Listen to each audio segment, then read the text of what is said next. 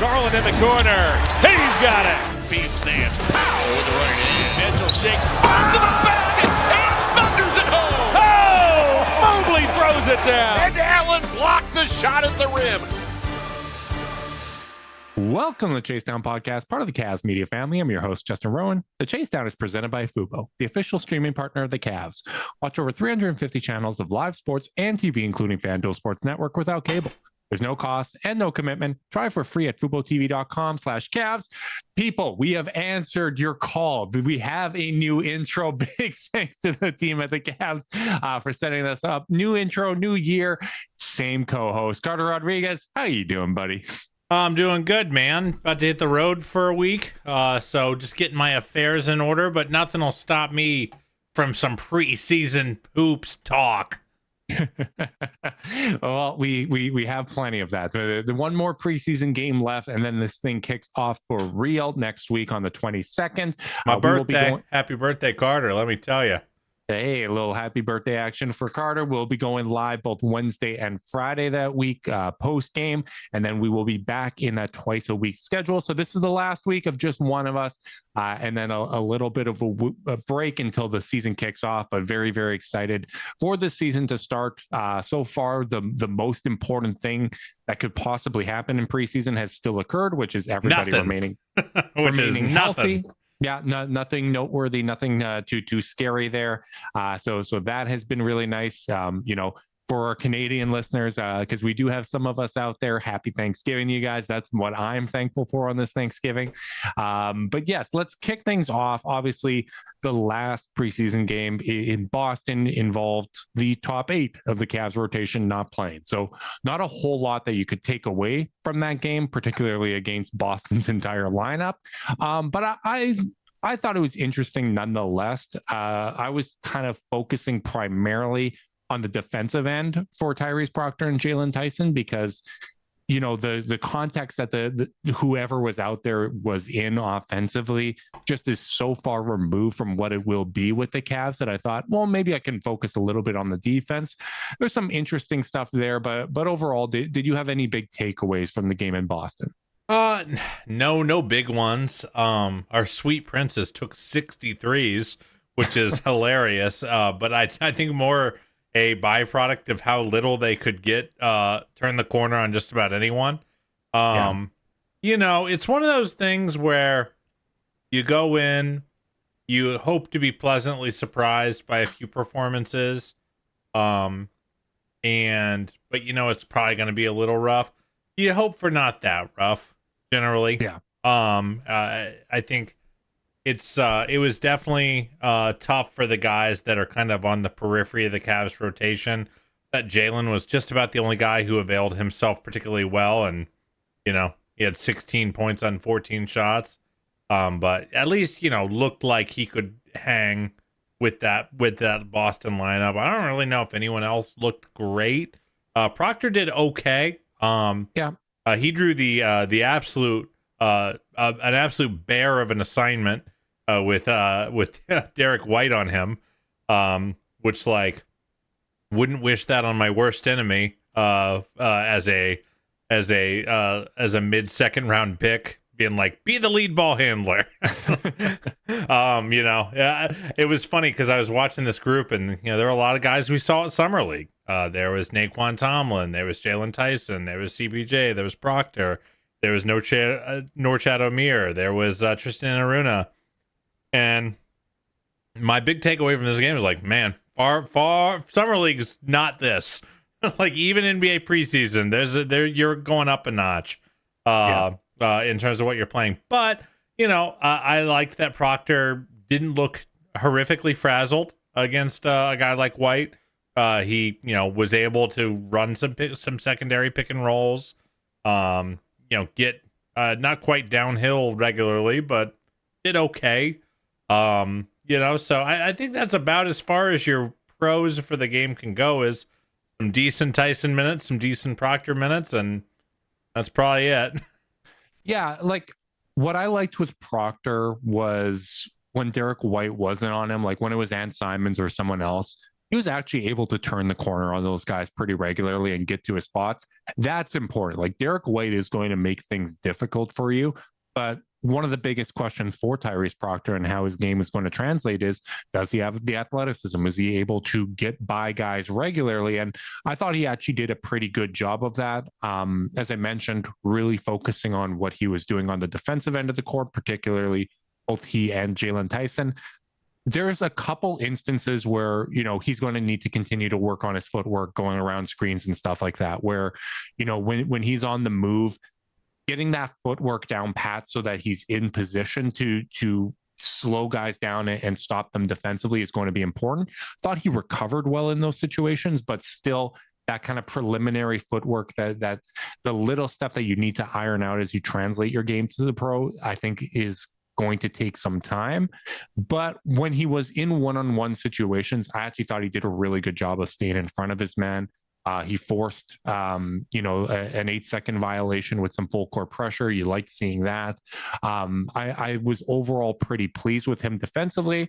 When it comes to Jaylon Tyson, the lateral quickness is still going to be a concern for me. There were still instances where, Jaylen Brown was able to get around him relatively easy on some possessions, other ones not so much. But that's a guy that footwork becomes even more important, because I don't think he has the lateral quickness that Tyrese Proctor has. So he's going to need to be really technically sound. And as you mentioned before, there wasn't a whole lot of shot creation, getting downhill, driving kick type action. And, obviously Craig Porter Jr. takes the primary responsibility here as a point guard. And he had a rough one. There's just no way around it. He had a rough one. I liked, he had a nice stretch to start the second half that was a little bit better than I remembered when I rewatched it this morning. But for the most part, he had a tough one. And I think that's one of the things with Craig where I can tell he's in better shape than he's been in the past. I think the shot looks better, even though, after going 5 of 5 in the first game, he went 1 of 7 in these last two. I still think the technique looks better on that shot. I haven't seen a big progression from him in terms of being a floor general and being someone that can run the offense. I think he's still firmly kind of in that combo guard space, which is what I expected. But if you're looking for data points from the preseason, that's something that at least stood out to me. Yeah, I mean, he's got 8 assists through the 3 games so far. And, he hasn't been playing with the best lineups for that either. But, at the same time, with no Donovan, no Darius, no Hunter, this should be kind of a spot where you want to see Craig kind of just take some usage and find your way to some decent looks. I think if you were on the it's a small group, don't get me wrong, I won't say a huge portion of the fan base, but if you were on the they'll help recreate some of Ty Jerome's shot making with Craig Porter Jr. It has not been the most encouraging shot creation preseason for him.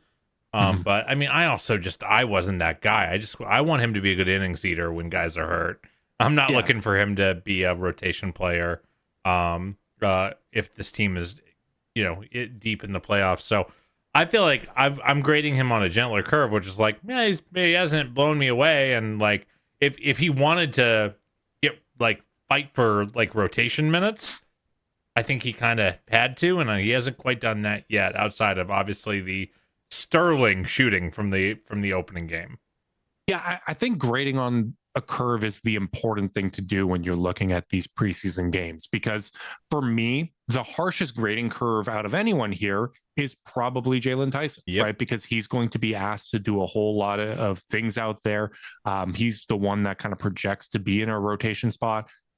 Tyrese Proctor, kind of the scale that I'm judging him on is, again, I said on the last podcast, I don't think I don't expect him to really get up to 300 minutes played this season. And if he did, that would be a absolute win if it happened under, normal circumstances. But I based on the curve that I'm grading him on, I thought Tyrese Proctor did a good job considering the assignment that he had, with Derek White guarding him. I thought he, really like seeing him turn the corner on some guys. I thought that was impressive. And his finishing around the rim has been a little bit better than I expected as well, whereas Jaylon Tyson is still kind of struggling in that area. Yeah, I mean, maybe a little bit. I think that's one of those transition misses. That's one of those stand out for sure. But I will say Tyson's had some nice like little floaters and push shots on pushback. Yeah, that terrific and like one, which was really coordinated. It's funny. Someone in the YouTube comments criticized us for being too hard on Tyson. It's like, what? Which I don't really think we were last week. Just said his jumper looked bad, which it did. Mm-hmm. But like, it's funny because like I feel like the only reason we would be hard on him is because we want him to win real rotation minutes for this team. I saw that. I'm actually really glad that you brought that up because I did think that, we've been more excited than most when it comes to Jaylon Tyson. Like he's someone that I'm really excited about. But here's the thing, and I think this actually captures one of the things that I really wanted to talk about when it comes to this bench unit is there is a real shift in terms of the roles and responsibilities that are going to be asked of our bench players this season. And I think that's going to lead to a lot more variance in their overall effectiveness. Like when you are looking at Jaylon Tyson, if you compare it to, let's say, Isaac Okoro last year, Okoro did have a bit of a down year defensively, right? Like the couple prior seasons, if you look at the basketball impact, basketball index, impact stats and stuff like that, he went from, consistently a 99th percentile defender when it comes to perimeter defense and stuff like that, down to 92. That's still good, but it was a step down from where he was. But his offensive responsibilities were basically, hey, you're going to get 4 shots and you need to make these at a decent clip. Like that's largely what it came down to. And, there was some screening and stuff like that. But when it comes to Jaylon Tyson, one, you don't have that defensive floor, right? Like when you're talking about isolation perimeter defense, he was in the 2nd percentile last year in his rookie season. Obviously limited minutes, but that is not a strength for him. You're also asking a whole lot more of him. You're probably asking him to do a little bit of playmaking. You're asking him to contribute in a multitude of ways. And I think that's true of almost everybody that they brought in for the bench. Larry is going to have a lot more asked of him than Dean Wade did, right? Like Larry's going to provide some playmaking. He's going to, take some chances defensively. Lonzo Ball is going to contribute in a variety of different ways. And when you have guys that are capable of impacting the game in more ways, they're a little less predictable. There's more points of failure in terms of, hey, a hot shooting night or cold shooting night, a game where they were just a step slow and they had more turnovers. There's more variance. And while I think that this team is the deepest that it's been since 2017, I think this is the best roster they've had since 2017. I do think that there's going to be larger swings of variance when it comes to how impactful these guys are on a night-to-night basis as they work through some of these kinks. I mean, I just think at the end of the day, in many cases, the ceiling of the individual players is a little lower. In terms, I think the floor is lower. I think the ceiling's higher. But go ahead. It's so the reason I say that is like you're not going to probably have a 30-point explosion for many of these new guys that like you had in Ty Jerome. Like I think what they're buying is a higher floor when they can count on their other stars. Like they have despecialization. They've like despecialized their bench to me. Mm-hmm. If Okoro was an isolation perimeter defensive specialist, Ty Jerome was like your shot creation specialist. That was like his thing. That was what he did for you. And he took some stuff off the table when he put that on. Same with Okoro. They add Alonzo. They add a Larry, who both absolutely put things on the table, but not like at that crazy high, variance that a Ty has. So like I think we're saying the same thing, just in like a slightly different flavor. But like I think to some extent, yeah. I think what they've the despecialization of a lot of these role players and having to be more generalists that get off the ball, just make some chaos plays on defense, can hit some spot up threes, but these aren't guys that are running or finishing a lot of pick and rolls, basically. to put it like in the most reductive terms. What they are doing is they're relying on their star players and the rest of their core, the Darius, the Donovans, the DeAndres, the Evans, to shoulder a higher percentage of the shot creation burden. And I think that's why in games like this, it can just look a little ugly, because that's just not what they do. Like, you can fake your way with a Ty Jerome in a way you can't with these guys. See, I think I've figured out the disconnect here. I think you're focusing on Ty Jerome and I'm focusing on Okoro and Dean pretty much, because Ty Jerome, I think we're going to... Dean is still here, if you may recall. I understand that, but to kind of get to my point here is, like, Ty, I think the shot creation is going to be replaced primarily with DeAndre Hunter. He's taking a larger role, and Evan Mobley taking a larger role. When I'm thinking of kind of, Jaylon Tyson, Lonzo Ball, and Larry Nance Jr. probably replacing the Okoro. And I think Larry's going to take a lot of those Dean at power forward minutes. Like, I'm expecting that. We need to have that conversation, methinks. Yes, we will definitely get to that. But, like, when it comes to Okoro and Dean, that they're going to reliably play very good defense. And from an offensive standpoint, they are going to stand and shoot for the most part, right? Like, if things are gunked up when it comes to the kind of core players on the Cavs, none of those guys are going to generate relief. They're not going to provide you with anything else. Where in the instance of Jaylon Tyson, we've seen him create plays in transition. We know that he ran a lot of pick and roll in college. We know that he's able to be kind of that ball handler and make smart reads in those situations. He's also going to make a lot of mistakes doing that kind of stuff. But that's not something you ever ask Isaac Okoro to do. You would never expect him to do. Sure. Larry Nance, I think one of the strongest things that we've seen from him in the preseason has been the playmaking. He's going to make things easier, right? Like, when, let's say, Darius and Donovan are getting boxed up a little bit, I can count on Larry to maybe open up and generate a clean look for someone in a way that those specialists weren't able to provide. Lonzo Ball, I can see him setting a screen, the ball flips over to him, and all of a sudden he makes a connective read to the corner, and you get a quality look in a situation where you didn't before. I think that stuff gives them a higher ceiling and is something that could matter in the playoffs relative to what we've seen when the offense dies. I think that's actually more valuable from a shot creation standpoint than having a singular bench guy that can, make tough shots in Ty Jerome. But the flip side of that is these guys are going to try stuff. Lonzo, Larry, and Tyson might all, have an 0 for 5 game from 3. I think there's going to be a whole lot more variance as a result of that compared to kind of those specialist guys in those roles. So I would argue it's lower floor and higher ceiling. I think where I'm at, and this is becoming a very semantics argument, but I do think we're talking about interesting stuff underneath the semantics. So bear with us, guys. Yes.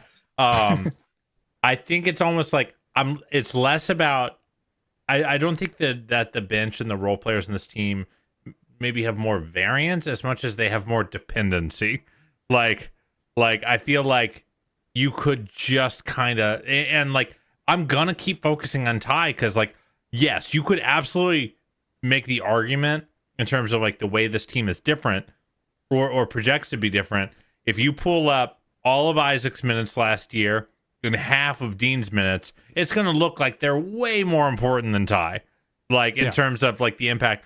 But, like, Carter's eyes said Ty was a really important part of this team winning 64 games, and he was a really important reason why the offense fell apart in round 2 when he kind of wasn't able to maintain that production, and in fact, fell off a cliff. So, like, that remains, like, when I'm looking at this roster, I generally, like, I almost can split the roster in half. It's like the core 4 and whether they're going to be great or not and healthy or not, and then whether the rest of the roster is able to supplement what they're doing in a meaningful way and prevent the offensive gullies that we've seen. So, like, I do remain really, really focused on what you're going to get in that, and how you're going to replace that Ty role, because it's not just Evan, DeAndre, eat more usage or whatever. That's part of it, but it's also like how are the Lonzos and the Larrys making you more than the sum of your parts? And to your point, how well are you going to be able to depend on your top guys to own that usage gap and let these guys just be the ball movers that they are? Because we know they're not going to be spam 20 pick and roll a game guys. Does that make sense? No, it does make a lot of sense. And I think if you're looking at those three from a usage standpoint, the guy with probably the clearest path to maybe absorbing some of that would be Jaylon Tyson. But we know that's going to come with variance, right? Like a lot of credit to him. Like when we talked to him at Media Day, he said, it's fair to say that I wasn't a good defender. Like I'm trying to turn a weakness into a strength. And I just think there's going to be more variance in general when it comes to this team. Even when you look at their defensive approach, like I don't know how much you felt it, but it does seem like they are gambling for steals more. They are trying to create a little bit more havoc. I think you felt that particularly in game 2.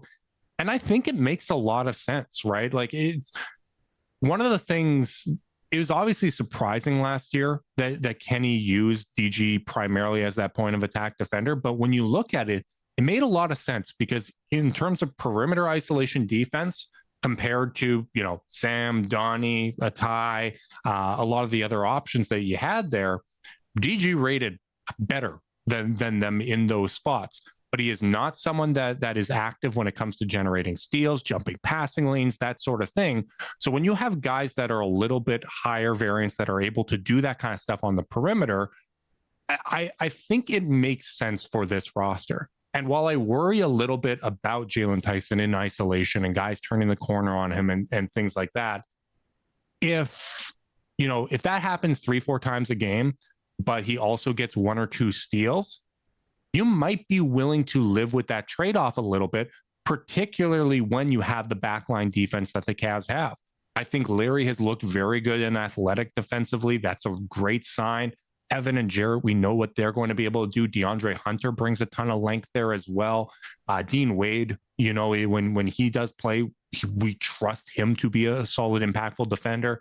So if Tyson, Lonzo, Donnie, Sam are kind of gambling, generating some steals, making teams uncomfortable, sometimes we might get into a scramble defensively and the shell isn't going to maintain integrity the same way that it did in the past.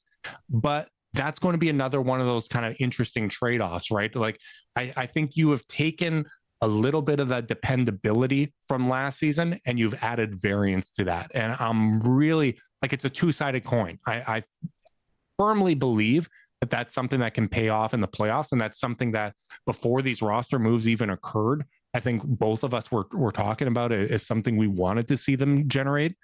But it is, as I said, a two-sided coin. Like it can absolutely lead to some nights where the bench just, even though the ability of the bench exceeds what it was capable of last year, in my opinion, I do think that there's going to be nights where, hey, the starters had to play more minutes because the bench wasn't able to, those bench minutes weren't as effective as they were last season. Yeah. I think that the other interesting or the other important part of that, because like I agree. I mean, I've talked about it all off season. If you paid any attention, that I wanted more variance, especially on the defensive end of the floor. I wanted to see them take these kinds of these types of cracks and kind of destabilize offenses with activity and deflections and stuff like that. It's funny watching that, that slobber knocker of a game last night. You saw the bones of it just without their ability to convert. And it did make me think, if they're going to lean into that, what's going to be really important, Justin, is their transition offense. Yeah. Like if you're going, like you've got to turn steals into pick sixes, and getting all the way from one to the other, generate an open three and cash it. Because you're going to give up more, you're going to get back cut more, you're going to blow more coverages and give up open threes when you're playing a higher variance, higher deflection based style. You're going to get the corner turned on you a little bit if you're playing a little bit more aggressive. And I think there were a few plays in that game against Boston before the game got ludicrously out of hand where like Larry got a deflection and a steal, and then they just kind of weren't able to generate something. Same with, I think, as you mentioned, Tyson had a couple blown opportunities in transition. Yeah. And like, I mean, great news. When Larry gets a steal in the regular season, he'll be outletting it to Donovan or DeAndre or Max, or these guys who are really capable transition players and decision makers. And we saw that in that first game, where when the Cavs were creating that chaos, that they were able to get Evan some lobs and Jarrett some lobs, and even in the second game, deep seals for Jarrett, where Lonzo threw that absolute dime to him. Like, I think they're really well equipped to be a nasty team in transition, and it's something we really haven't talked about. I think it's almost been a bit of an assumption from us, just because we believe in the offensive talent of the team. But like, if you are going to move off, letting Ty Jerome just be your offensive engine for huge portions of games, then you really do need to find, and you're going to be more chaotic in defense. You're going to have to be a really killer transition team on both sides of the floor, frankly. And the interesting thing when you look at last year is the Cavs were the most efficient transition team. They were third in terms of transition points added per game. But from a frequency standpoint, they were 22nd. So they really made do with, kind of limited transition opportunities relative to the rest of the league. So it makes sense that, hey, let's try to create more situations where we kill teams with our greatest strength. Because if you're scoring, if you're upping that frequency of transition, we've talked about, finding ways to lighten the load on Donovan and get easy situations and make sure that, the team is fresh for when it matters. Getting those easy transition buckets is absolutely at the top of the list. And it is one of the spots where I've felt great about Jaylon Tyson. Like, he has generated a lot of transition opportunities with active hands. He's basically kind of taken that Ty role defensively, where Ty was not a sound defender in isolation, but he would generate steals. He would have active hands. Tyson obviously has the added bonus of being able to get up there and block shots, but his playmaking in transition, like the reads he's making, I felt have been very, very good. So that's a super encouraging thing. It's just, again, you're putting a lot of responsibility on someone that didn't have a prominent role last year and struggled in some aspects. You're giving him a lot of responsibility to start the season. And I think the reason that we focus on it is because we have belief that he can occupy that role. And we have so much optimism about him bringing something that just is not present with this team. And if it hits, that can be one of those swing variables that puts the Cavs over the top. It's really important, these first 10, 15 games of the season before Darius comes back, because I think it's Jaylon's time to either earn a spot in the healthy rotation or get marooned until 26, 27. And they're going to have to use a deep rotation. Like, they play like 5 games in the first 8 days, and a lot of them are on the road. Like, Lonzo and Larry are probably going to sit some of those games. Max and DG are out. Like, hey, Jaylon, you're going to be playing. Like, we're definitely going to see Craig Porter Jr. in my opinion, but we might even see some Tyrese in those spots. Yeah. I would say Tyrese has earned those minutes over Craig so far, which I would not have expected.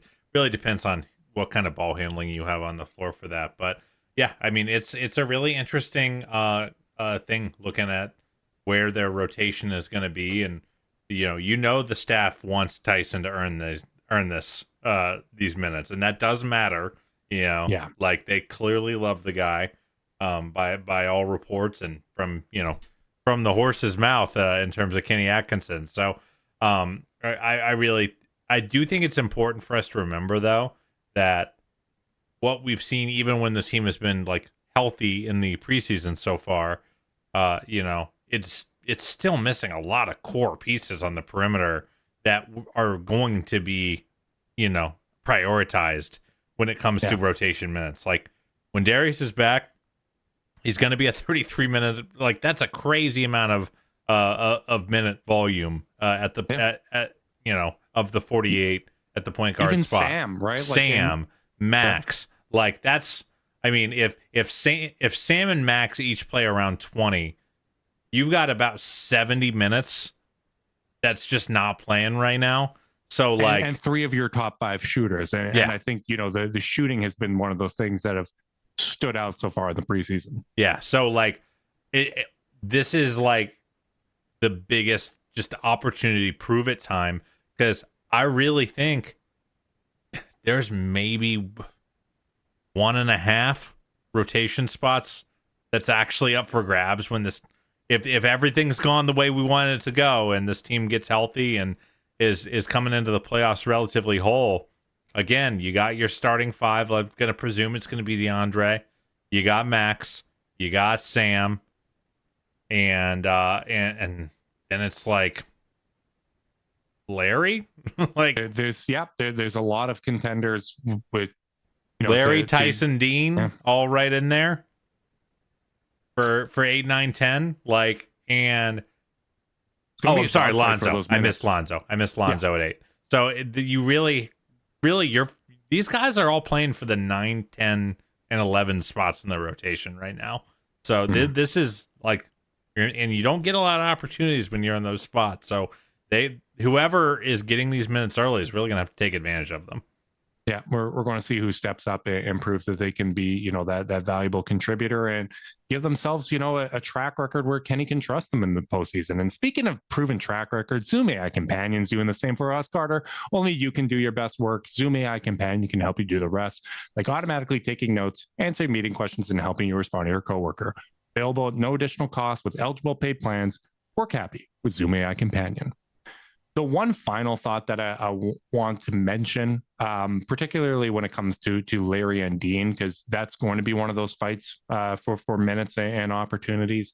If Dean can stay healthy, I think there's naturally going to be some of those spots as you rest Larry and whatnot. But I did think both look considerably better in game 2 compared to games 1 and 3. And games 1 and 3, they're playing in all bench lineups, right? When things were staggered in game 2, I think you saw a more normal shot diet for Larry, right? Like he's taken 13 threes in the preseason. He took 2 in that game, Our right? Sweet Prince has only made 1. And he thanked the heavens when one finally went in. I think that shot diet is not going to resemble what it's going to be when he's playing with the actual team. And I think you saw that in game 2. He was more of a connector, more of a complementary piece.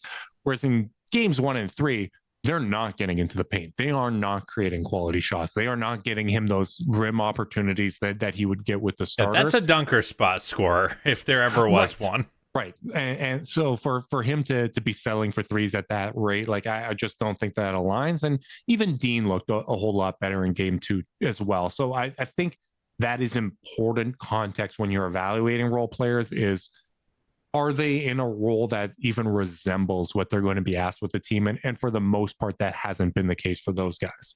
Yeah, I mean, but with that said, I mean, just early returns, because I do feel like that's an important battle, because basically it's you're kind of trying to figure out who's going to get the bulk of the backup 4 minutes, knowing that Mobley is still going to be your backup 5, and I guess if you want to call Larry the backup 5 in those minutes, I don't care. I don't think he's playing that. I think it's immaterial. It's like, who's going to be your backup big? Who gets the first crack at it? And then it's a matter of, if it's Larry, does Dean take the wing minutes that would be going to Jaylon? Because if not, then Dean's not in the rotation, my friend. That's tricky. Yeah, that's going to be really interesting because in theory, if Dean's taking those wing minutes, one, that hasn't been his better position. Like the impact stats are a lot. I know what the record is, guys. I can already see the comments coming in. But like I understand that they've won at a high clip with him playing at small forward. But even at last year when they had a great record, that lineup was the least effective of basically all of those starting 5 combinations. Like the Dean lineup was less effective than Okoro, was less effective than Karras and Strus and Hunter. It just, his best minutes have always come at power forward, but I could see them maybe thinking, hey, when DeAndre's on the bench, he can be that small forward. Larry plays the 4, and then you have one of Jared or Evan out there, right? Like that is something that they could potentially do when they are shorthanded. But fully healthy, I don't think that would be a way that they would roll out the rotation. So I do think that's an interesting battle of how many of those backup power forward minutes get earned by him. And if there is a shortage, and let's say, Larry does get the nod, which I'm kind of anticipating, what does that do for his effectiveness? What does that do for his confidence, right? Like it's when you all of a sudden have volatility in terms of your role and opportunity. That's not always a situation where role players thrive in, right? Like that's a really, really tough spot, and that's a lot to ask of somebody. So I do think that that's going to be one of those really interesting battles early in the season. Here's what I'll say for Dean.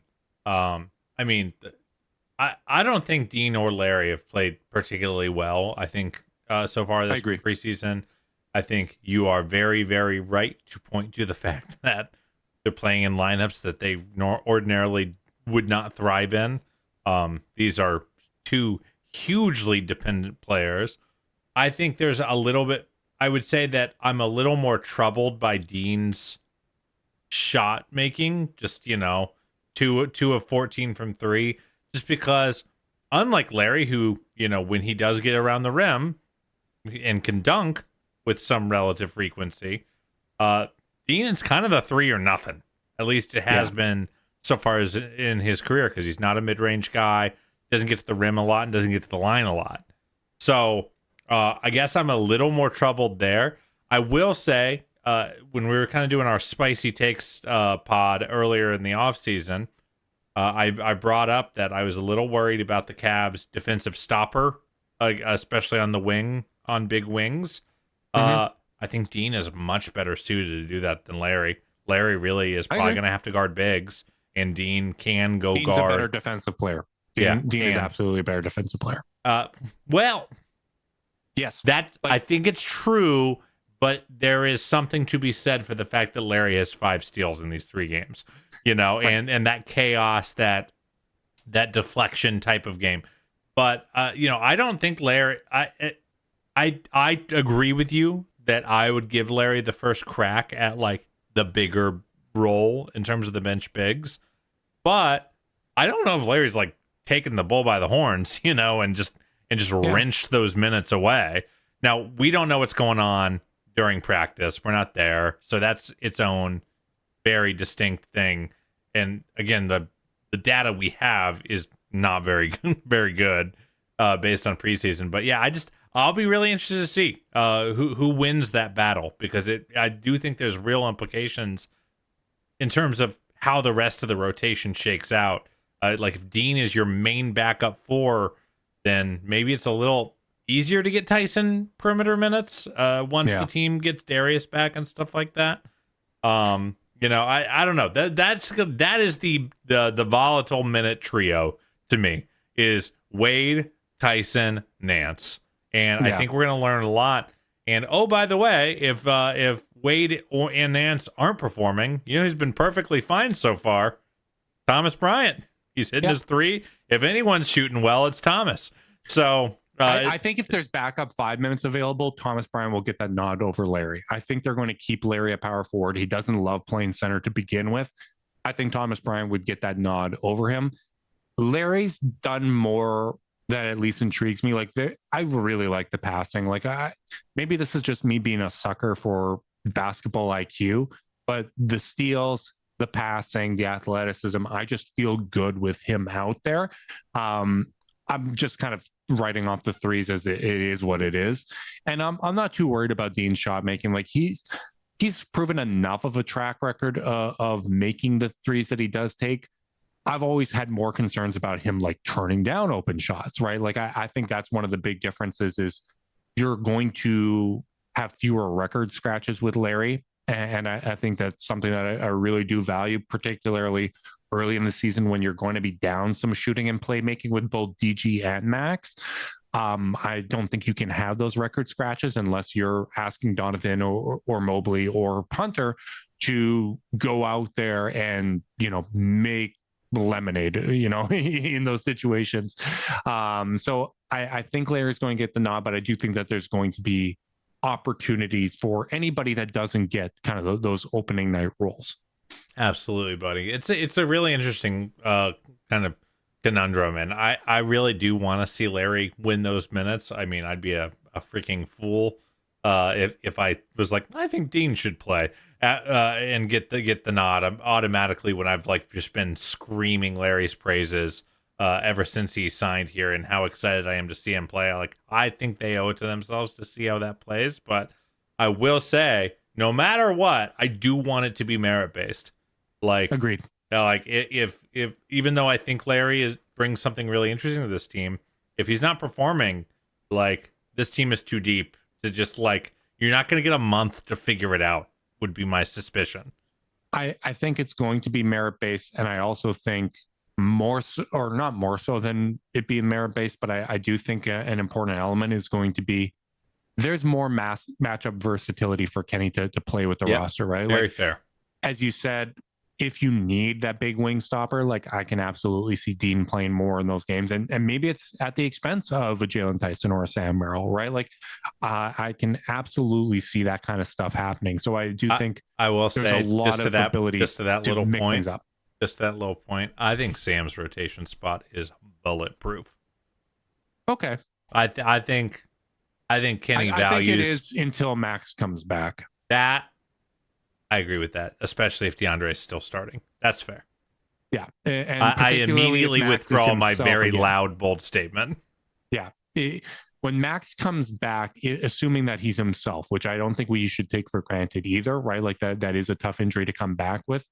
But he was a better shooter last year. He's a better defensive player last year. Like, he's a more connective playmaker, right? Like, I just think there is some redundancy between the two and what they're bringing to the table. So if everybody else is, fulfilling, 80th, 90th percentile outcomes of what we were hoping from the bench, then I can see that being a little tenuous.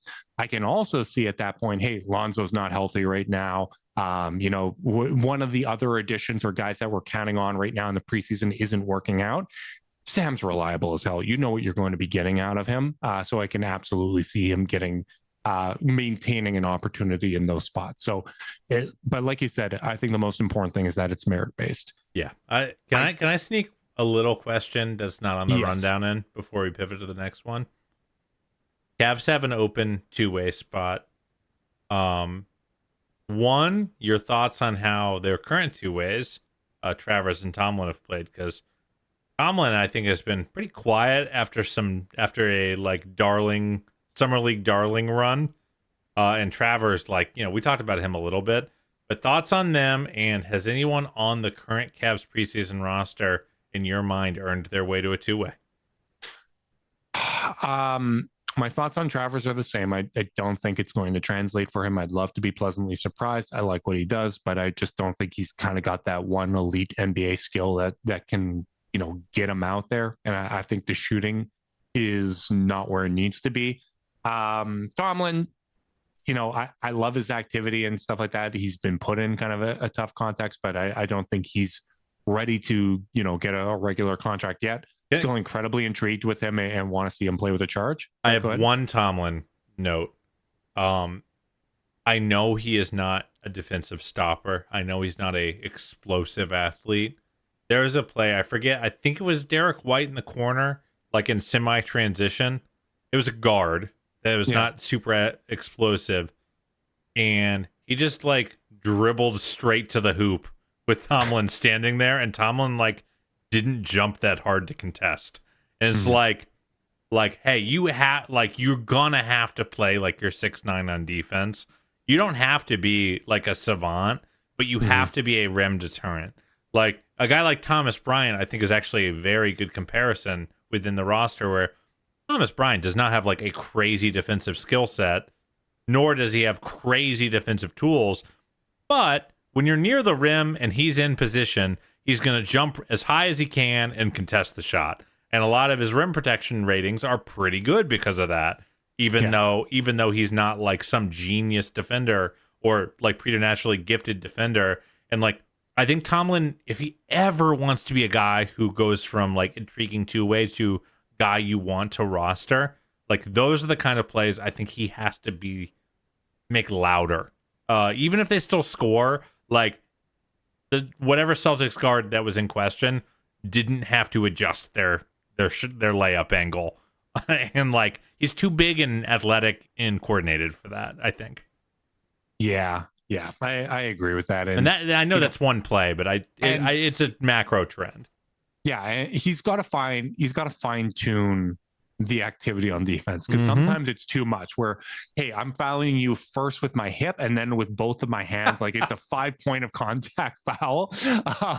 And there are times where he does make good plays, and he is athletic, right? He's got to find that balance, and I think a lot of that is, hey, he took up basketball very, very late. Yep. Like it's incredible that he's a terrific story. But we're also talking about a very high bar to earn minutes on a championship contending team, or earn a roster spot on a championship contending team. Yeah, absolutely. So I don't think anyone's jumped out for me. It's worth noting, like Killian Hayes wasn't bad against Boston, but he is not even eligible for a two-way spot. So, I don't mind him being around. I was kind of hoping that the shot would look a little bit better than it has, because he had a better shooting season in the G League. So guy to keep an eye on at some point. Like if you need a 10-day call up, maybe he'll be that, because at least, he's got a track record as a defensive player. I would say, like, if I had to give it to someone that we've seen on the team, probably would be Tristan and Aruna, but that's probably more based on summer league than the two opportunities he's got here.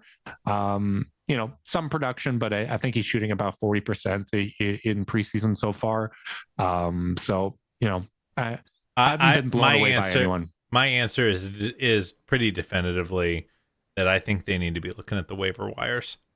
For sure. Other teams that are cutting guys because they already have the 3 two-ways they really like, or are cutting. There are some guys who've been cut who are like really interesting two-way prospects that have already kind of been snatched up by teams who, and like Cavs are probably going to be on the end of anyone's any two-way eligible person's list, because they already have a guy like Tomlin that is primed. Are you looking for opportunity? Spot. You're probably not getting it with the Cavs. Exactly. So I get it, but I would be kind of searching. I don't think I would be pretty surprised if any of these guys turn into a rosterable NBA player, and like that's no shade. Again, I was really, really high on Travers, and now I'm not as sure. So this is the hardest league in the world to make. I would probably look elsewhere still. That's fair. I think, at least doing the due diligence, there's no harm in that. I'm sure they're doing that, right? Like that's just the way that teams operate. I'm a little disgusted that you went to two-way before we talked about Evan Mobley, because I know I wanted to end on Mobley. That's fair. Definitely was one of the standout guys for game 2, right? We talked about it a little bit on the last podcast, where you're not learning anything about Donovan or Jarrett or any of these guys, even DeAndre Hunter. Like, I liked what I've seen from DeAndre Hunter. I've got pretty excited about him. Like, I think you had asked during the week basically where you're at on DeAndre Hunter, and I'm like, I'm very confident we're going to see the best version of DeAndre Hunter without anything new being added to that. He is still going to be who he's been, but I feel really good about the season he's going to have. Evan Mobley's different. Evan Mobley, we can still learn some stuff about, and I'm curious to get your thoughts, how you feel about him after 2 games here. I just think he's been so phenomenal on offense. I did see it, the shot creation's been a lot better. The willingness just to walk a guy down and say, I'm just going to get a good look up, and it's probably going to go in, or you're going to foul me. Like that kind of, the strength, the balance, the handle, it's all been there so far. I think the playmaking has been there. I am a little interested. This was not an isolation heavy team last year, and this is a lot of his bucket getting so far has been ISOing.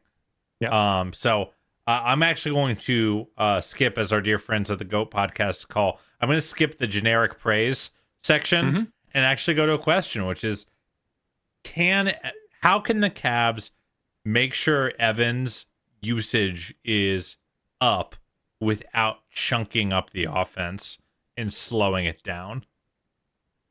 I would say, and the beautiful thing about the NBA is it is a copycat league to some extent, right? Like you're just going to have a decent amount of teams taking stuff from other teams and all that.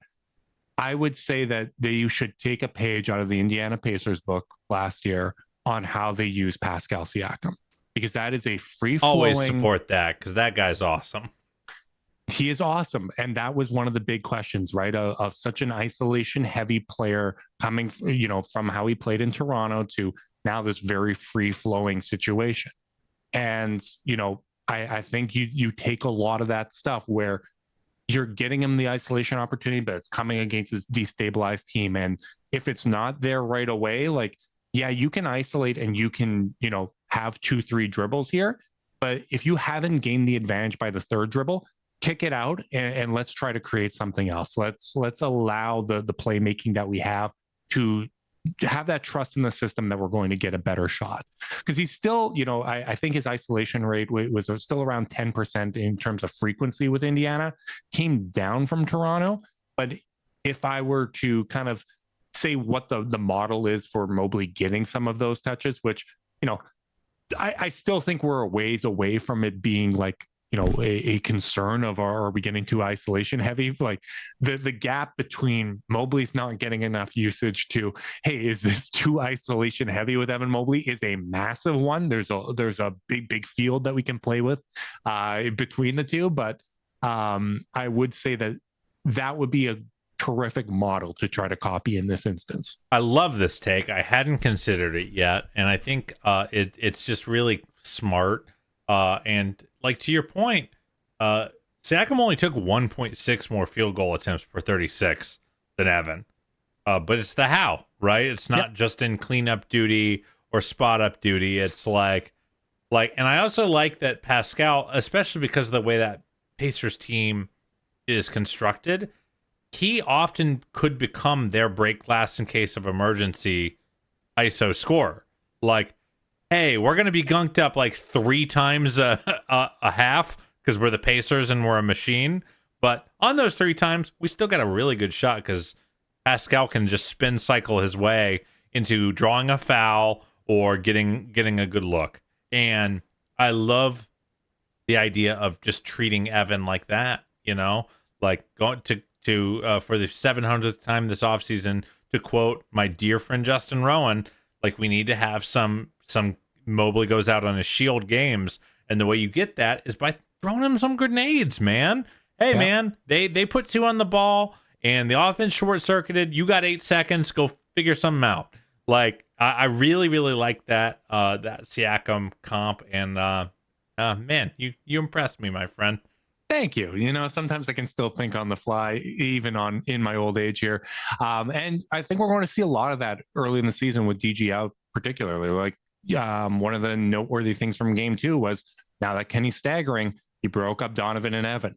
Like, that makes sense. You have your 2 best players that are going to anchor your 2 bench lineups, but those guys were tied at the hip when it came to the staggering last year, right? So Evan's going to be asked to do a lot in those minutes where, hey, you're the best player on the floor.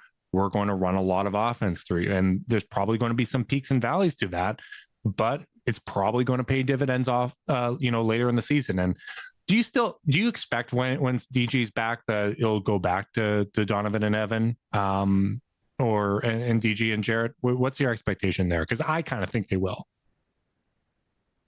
I'm thinking not the best podcasting. I just think DG, like, he creates shots at just such a high clip. Like the playmaking is at such a high level that if you're trying to empower Evan Mobley to be an initiator of the offense, it makes more sense to put him with Donovan. Like, I just think as good, like the DG and Evan, if you're looking at the 3-year data, the DG and Evan pairing has been the better of the 2.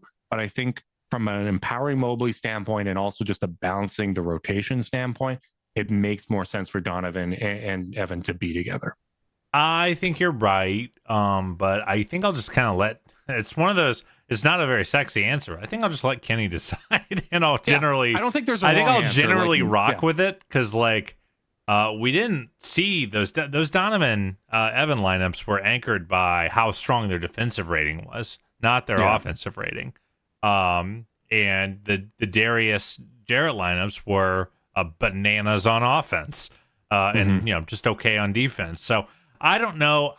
Part of me still wonders if some of that was just a little bit noisy, in both directions, where maybe the offense is going to be better with Evan and Donovan next year. Like, I know they played a ton of minutes, but like there still can be single season noise. And I think particularly when you look at the 3-point noise, like the Mitchell and Mobley lineup, like that 109D rating, like teams shot very, very poorly on open threes. And the Garland and Allen lineup, like last year, Garland and Allen +8 net rating, the 3-point variance was very messed up for them.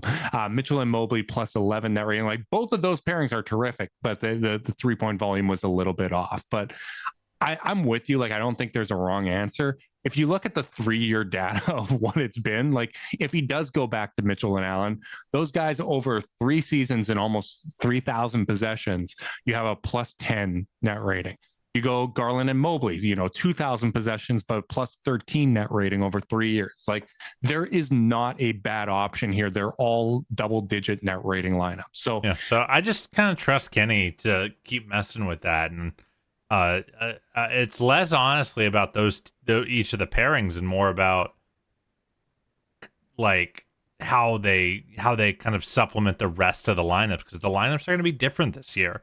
So maybe you don't want Evan and Donovan tied at the hip based on 3, 4, and 5 in that lineup. So I know it's not a very sexy answer, but I just think I'll wait and see on this one. Yeah, and to the point of, hey, DG makes creates really easy looks for Evan and all that kind of stuff. I still like, from our mailbag question, because I forget who submitted the question, but it was a great one, of does what pairing kind of helps Mobley get there the most?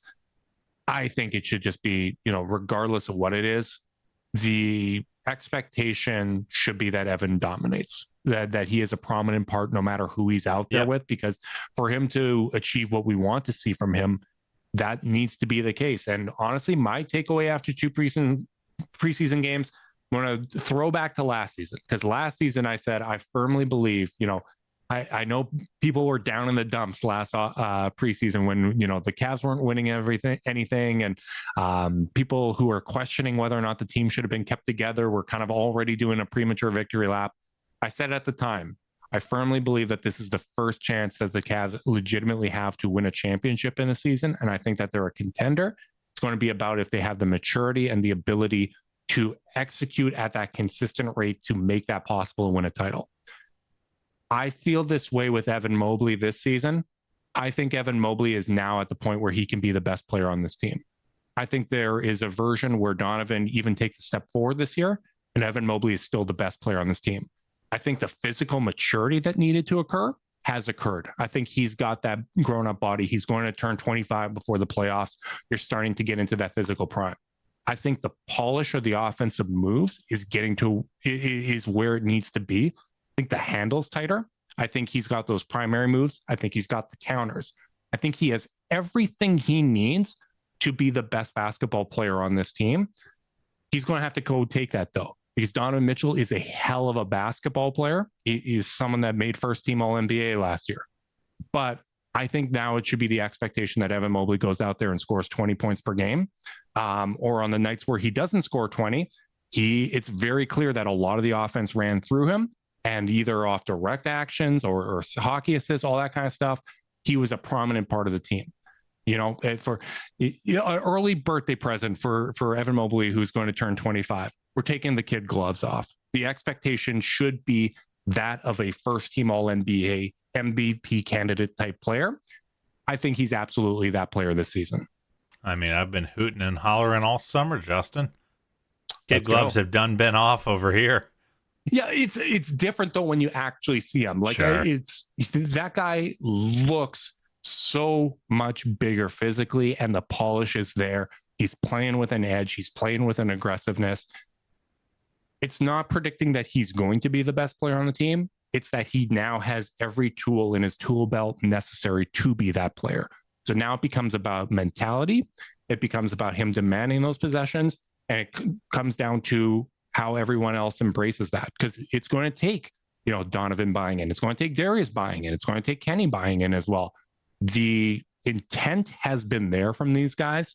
We now need to see it. But I'm very, very excited that, the hypothetical steps that we needed to see Evan take over the last few years, I think they've all been taken. And now it's about that maturity and blossoming into the type of player that we know he can be. Hell yeah, brother. Anything else to add on that one there? Nah, Or man. Are you in? Nah, I'm in. Let's do it. All right. Let's get through this last preseason game. Let's hope we escape unscathed, and let's give me a good birthday present with a victory at the Garden on Wednesday. That would feel great, particularly, winning without DG would feel really good. Got some wins shorthanded there last year. Let's do the same on opening night and ruin their party. That'd be a lot of fun. We will, as I said at the top, we will be going live after that game on Wednesday, as well as post game on Friday. Could not be more excited to be talking about actual NBA basketball again. Big thanks to everyone that tuned in live on YouTube. Make sure you guys like and subscribe. Click that notification bell so you know when we're going live. If you're listening via podcast and you want to support us, leave us a rating, leave a review, subscribe, unsubscribe, resubscribe, and help cook those books. If you want to be part of Chase Down's exclusive Discord chat, send a screenshot of the review to chasedownpod@gmail.com. However you choose to support us, we really do appreciate it. Be sure you guys are staying safe out there. Until next time, go Cavs.